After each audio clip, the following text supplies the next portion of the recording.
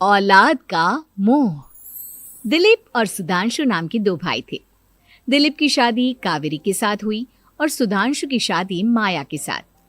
शादी के बाद दोनों भाई अपनी अपनी पत्नी के साथ खुशी खुशी रहा करते थे।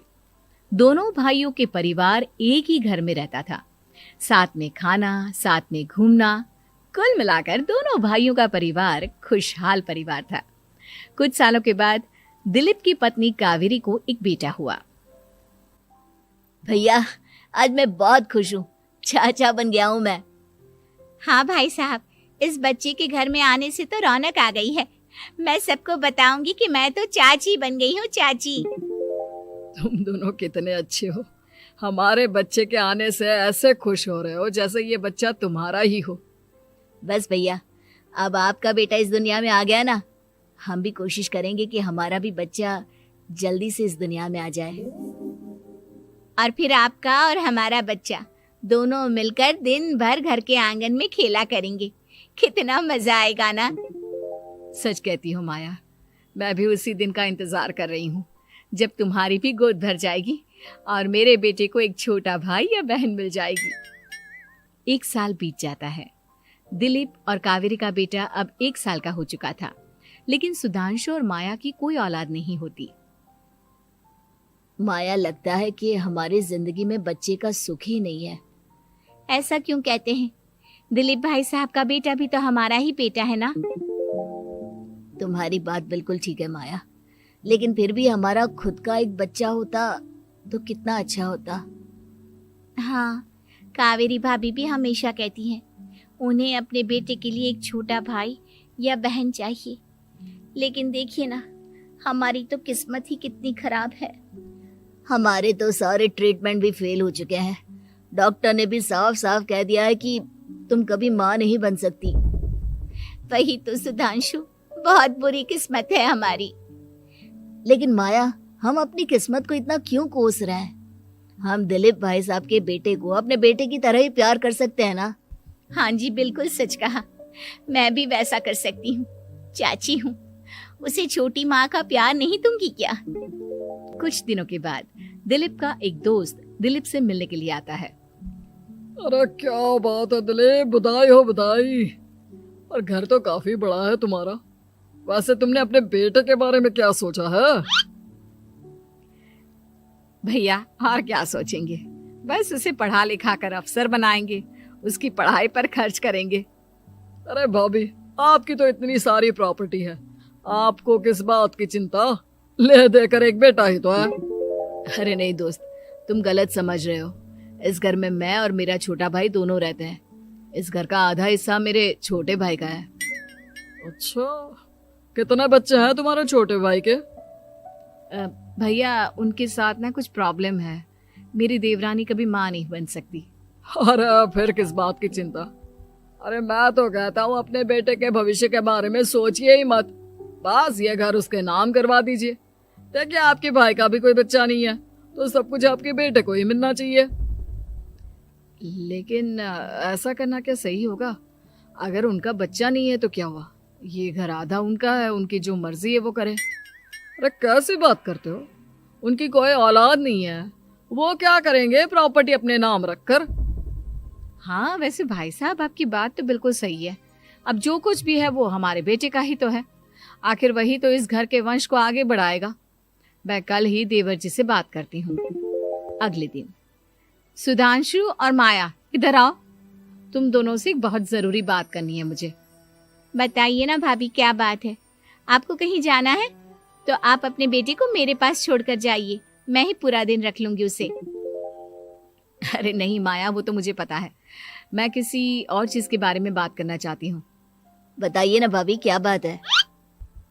देखिए देवर जी, आपका कोई बच्चा है नहीं, लेकिन मैं जानती हूँ कि आप हमारे बेटे को अपने बेटे की तरह ही प्यार करते हैं। भाभी, बेटी की तरह नहीं, वो हमारा ही बेटा है। मेरे लिए तो वो मेरा ही बच्चा है।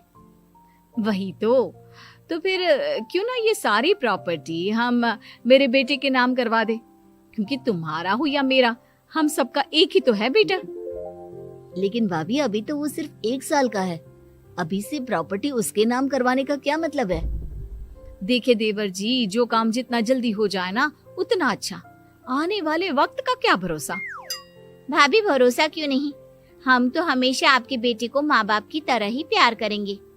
हाँ, लेकिन फिर भी मैं चाहती हूँ कि ये सारी प्रॉपर्टी मेरे बेटे के नाम हो जाए। अब मुझे नहीं लगता तुम दोनों को इसमें कोई भी परेशानी होगी, है ना? भाभी वैसे तो आप जो कह रही हैं वो बहुत जल्दबाजी है, लेकिन फिर भी अगर आपको ऐसा लगता है तो ठीक है, कल ही प्रॉपर्टी के पेपर बनवा लीजिए, मैं और माया उस पर साइन कर देंगे। इस तरह से अगले दिन प्रॉपर्टी के पेपर बनवाकर सारी प्रॉपर्टी दिलीप और कावेरी के बेटे के नाम पर करवा दी जाती है। कुछ दिनों के बाद सुधांशु, सुबह सुबह ये कौन लोग आ गए हैं तुम्हारे घर पर? भैया वो ऊपर वाला कमरा खाली पड़ा था ना, सोच रहा था किराएदार रख देता हूँ। लेकिन किराएदार रखने से पहले आपने हमसे पूछा भी नहीं। भाभी इसमें आपसे पूछने वाली क्या बात थी, हमें एक ही कमरे की जरूरत थी, इसलिए सोचा दूसरा कमरा किराया पर दे देते हैं, कुछ इनकम हो जाएगी। अरे माया, ये सारी प्रॉपर्टी अब मेरे बेटे के नाम पर है और यहाँ पर जो कुछ भी होगा उसके लिए तुम्हें मेरी या दिलीप की परमिशन तो लेनी पड़ेगी ना। हाँ सुधांशु, तुम्हारी भाभी ठीक ही तो कह रही है। अब देखो, तुमने खुद अपने हाथों से ये प्रॉपर्टी हमारे बेटे के नाम की है, वह अभी बहुत छोटा है, तो इस घर से रिलेटेड सारे फैसले तुम्हें हमसे पूछ कर लेने चाहिए। भाभी हमें तो लगा था कि आप हम लोगों से बहुत प्यार करती हैं, लेकिन आप तो हमारे साथ भेदभाव करने लगी। अरे, इसमें भेदभाव करने वाली क्या बात है? और मैंने कौन सा तुमसे कुछ गलत मांग लिया? अरे ले देकर मेरा बेटा इकलौता इस पूरे वंश का वारिस है, सब कुछ उसके नाम है। तुम्हें इस बात से जलन क्यों हो रही है? भाभी माया को जलन नहीं हो रही, वो तो बस ऐसे ही कह रही थी। सब जानती हूँ मैं, इसकी खुद की तो कोई औलाद पैदा नहीं हुई, बस इसीलिए जब देखो तब मेरे बेटे पर बुरी नजर डालती रहती है। देखो माया, कावेरी तुमसे बड़ी है, वो जैसा कहती है वैसा करो। और वैसे भी इस घर पर अब तुम लोगों का कोई अधिकार नहीं है, वो तो हम लोगों की भलाई समझो जो तुम्हें अभी तक यहाँ रहने दिया है। भैया आप इतने कैसे बदल गए? इस प्रॉपर्टी ने आपके दिल से हमारे लिए प्यार पूरी तरह खत्म कर दिया है क्या? इसी तरह वक्त बीतता जाता है और देखते देखते दिलीप और कावेरी का बेटा प्रणव 25 साल का हो जाता है और उसकी नौकरी लग जाती है। पापा आज मेरा अपॉइंटमेंट लेटर आ गया है, मैंने सिंगापुर में जॉब ज्वाइन कर ली है। लेकिन प्रणव, विदेश में नौकरी करने जाने से पहले तुम्हें कम से कम अपने मम्मी पापा से एक बार पूछना चाहिए था ना। इसमें पूछने वाली क्या बात है माँ, मैं सिंगापुर जाकर जॉब करना चाहता हूँ तो करना चाहता हूँ। देखो प्रणव, हमने तुम्हारे लिए इतनी सारी प्रॉपर्टी यहाँ पर रखी हुई है, उन सब का क्या होगा? यहाँ रहो, बिजनेस करो। सॉरी पापा, मैं यहाँ रहकर कोई बिजनेस नहीं करने वाला, और ये जितनी भी प्रॉपर्टी आपने मेरे लिए संभाल कर रखी है ना, ऐसे ही किसी को दान में दे दीजिए, क्योंकि मैं सिंगापुर से वापस इंडिया आकर कभी नहीं रहने वाला। दिमाग खराब हो गया है तेरा, जानता नहीं तेरी वजह से हमने तेरे चाचा चाची से लड़ाई करके पूरा घर तेरे नाम करवा दिया था। हाँ तो ऐसा करने से पहले आपको सोचना चाहिए था ना। और मम्मा, मैं तो वैसे भी उस वक्त 1 साल का था, मेरा इस मैटर से कोई लेना देना नहीं है। कैसी बात कर रहा है ये लड़का?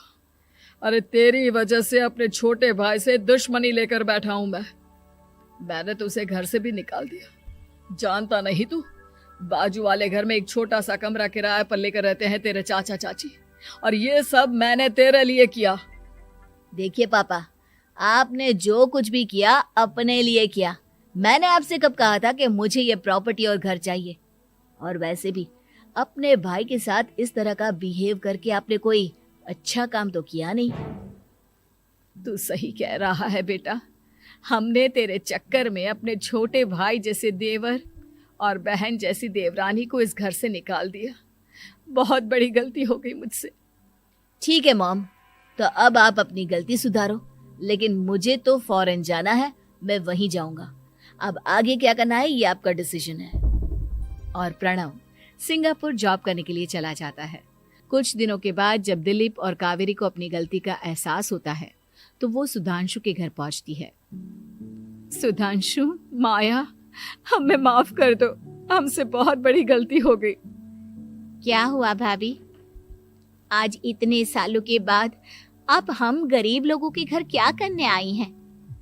भाभी, हमने तो खुशी खुशी अपने भतीजे को सब कुछ दे दिया, अब हमारे पास कुछ भी नहीं बचा है।